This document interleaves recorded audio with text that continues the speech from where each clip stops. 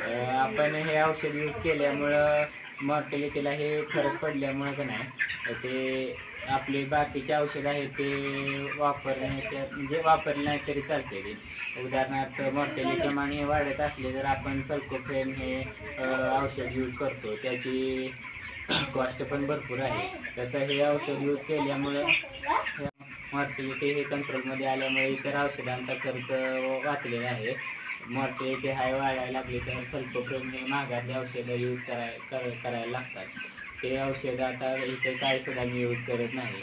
नुसतं विकॅल नावाचं औषध यूज केल्यामुळं इतर औषधांचा ड्रॉपिंगसाठी म्हणा मॉर्टेलिटीसाठी म्हणा फरक पडल्यामुळे औषधांचा खर्चही कमी झालेला आहे.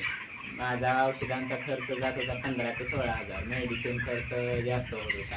हे औषध मी गेले 2 बॅचपासून वापरतो आहे, तर मला 7,000 ते 8,000च खर्च येत आहे.